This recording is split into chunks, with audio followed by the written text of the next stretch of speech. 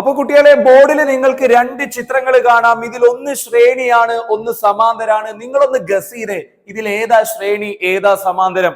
കുട്ടികൾ പറയും ഇത് രണ്ടും നേരെ നേരെ കിടക്കുന്നു, ഇത് ശ്രേണിയാണ്. അല്ല. കുട്ടികൾ പറയും ഇത് താഴെ താഴെ കിടക്കണു, ഇത് സമാന്തരാണ്. അല്ല. നോക്കിതിൽ ഏതാ ശ്രേണി, സമാന്തരം നോക്കാം. മക്കളെ, ഇതാണല്ലോ ബാറ്ററിയുടെ പോസിറ്റീവ് എന്ന് പറയുന്നത്. ഇവിടുന്ന് കറണ്ട് ഒഴുകുകയാണെങ്കിൽ എങ്ങനെയാ ഒഴുകുന്നുണ്ടാവുക?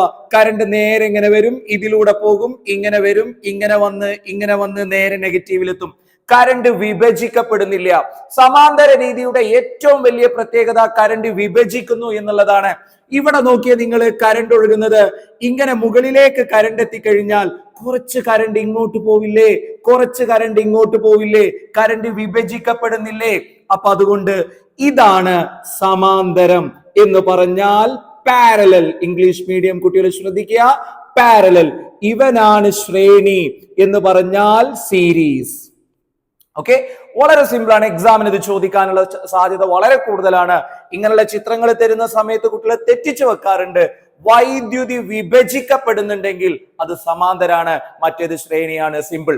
ഇനി നോക്കിയേ, ഇതിന്റെ സഫല പ്രതിരോധം നമുക്കൊന്ന് കണ്ടുപിടിക്കാം. ഇത് 6, ഇത് 6. ഞാൻ പറഞ്ഞു ഇത് സമാന്തരാണ്. ഒറ്റ കാര്യം ആലോചിച്ചാൽ മതി. തുല്യ പ്രതിരോധകങ്ങളാണെങ്കിൽ R സമം R/N, ഈ സമവാക്യം ഉപയോഗിച്ചാൽ മതി. മറ്റേ സമവാക്യം ഉപയോഗിച്ചാലും കിട്ടും.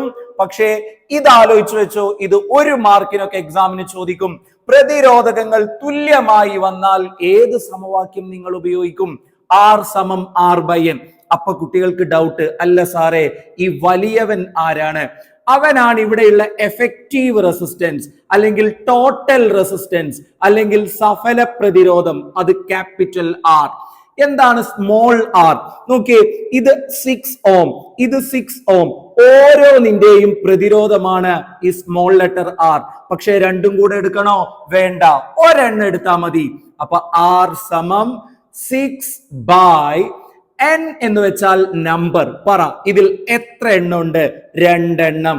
6/2 സമം 3 ഓം. ഓക്കെ, ഇതാണ് ഇതിന്റെ ഉത്തരം വരുന്നത്.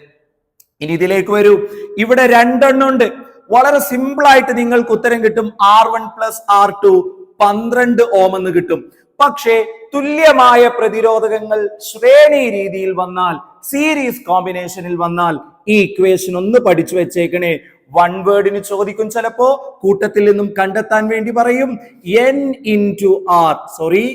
into small letter R. Okay, അപ്പൊ R is equal to N എന്ന് വെച്ചാൽ നമ്പർ. എത്ര എണ്ണം ഉണ്ട്? 2 എണ്ണം ഉണ്ട്. R എന്ന് വെച്ചാൽ അതിന്റെ അതിന്റെ ഒന്നിന്റെ പ്രതിരോധം. അപ്പോ 6 ഈസ് ഈക്വൽ ടു 12 ഓം. അതിനല്ലേ ഞാൻ ഇവിടെ ആദ്യം ഉത്തരം പറഞ്ഞിട്ടുണ്ടായിരുന്നത്. വളരെ സിമ്പിൾ ആയിട്ട് ചെയ്യാൻ പറ്റുന്ന ഒരു ചെറിയൊരു പ്രോബ്ലം ആണിത്. ഇത് കിട്ടിയെന്ന് വിചാരിക്കുകയാണ്.